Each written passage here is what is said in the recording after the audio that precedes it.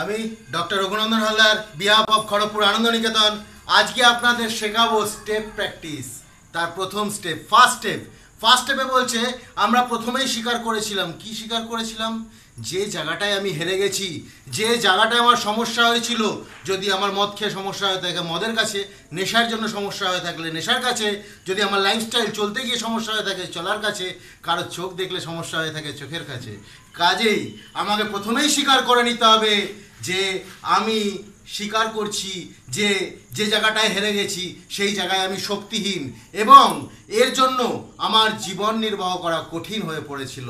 এটা যখনই স্বীকার করে নেব তখনই জেতা শুরু হয়ে যাবে। কিভাবে জানেন? যখন একটা বাচ্চা জন্ম নেয়, যখন তার খিদা পায়, সে মা মা মা বলে চিৎকার করে কাঁদে।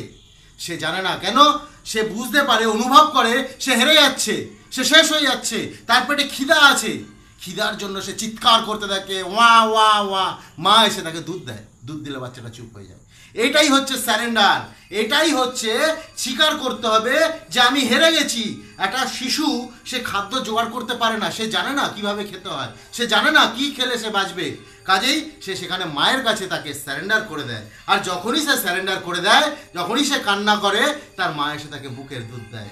আর সেই শিশুটা সুস্থ স্বাভাবিকভাবে শান্ত হয়ে যায়, নিজের জীবনযাপন করে সেই একদিন অনেক বড় মানুষ হয়। সেই রকমই আপনি যে জায়গায় হেরে যাচ্ছেন, যে জিনিসটার জন্য আপনার সমস্যা হচ্ছে, প্রথমেই স্বীকার করে নিন আমি সেই জায়গাটায় হেরে গেছি। যেমনভাবে কৃষ্ণ এত বড় একজন ঈশ্বর হওয়া সত্ত্বেও সে স্বীকার করে নিয়েছিল যে আমি হেরে গেছি। তাই জন্ম নেওয়ার পরে সে জেলে থাকেনি, কিন্তু তার বাবা তাকে অন্য জায়গায় পৌঁছে দিয়ে এসেছিল, সে সেটাকে মেনে নিয়েছিল।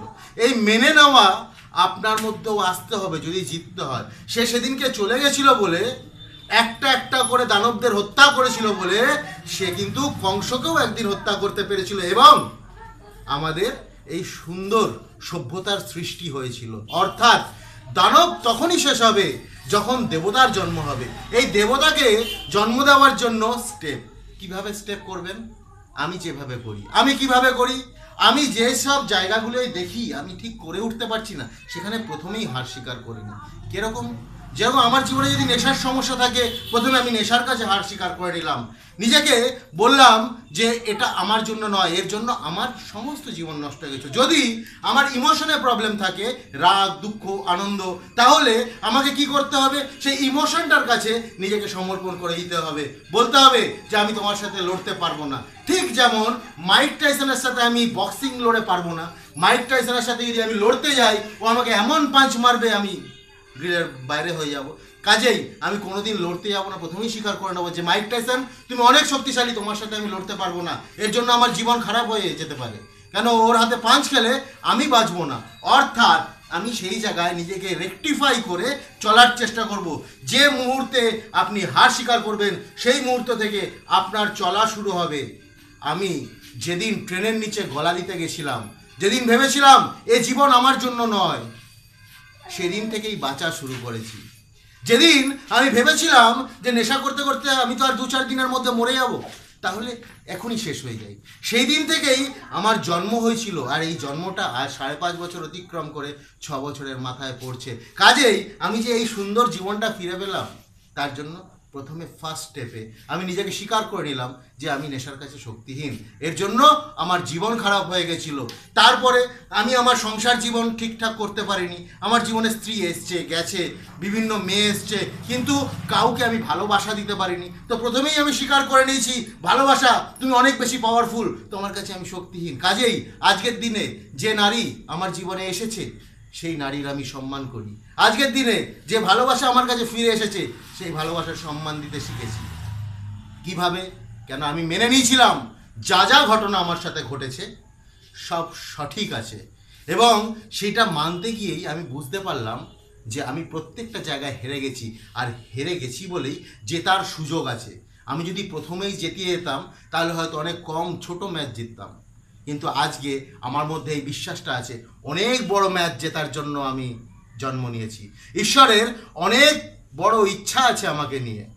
এটা কিভাবে হলো? এটা স্টেপ প্র্যাকটিসের মধ্যে হলো। অর্থাৎ প্রথমে আপনি স্বীকার করুন যে আপনি আপনার সমস্যার কাছে হেরে গেছেন। আপনি যখন স্বীকার করবেন তখন সমাধান খুঁজবেন। আপনার যদি সুইসাইড করব চিন্তা ভাবনা আসছে, হাতে ব্লেড দিয়ে কাটবো, তাহলে প্রথমে স্বীকার করুন যে আমি হাতে ব্লেড দিয়ে কাটতে যাচ্ছি, অর্থাৎ আমি নিজের ইমোশনের কাছে হেরে গেছি।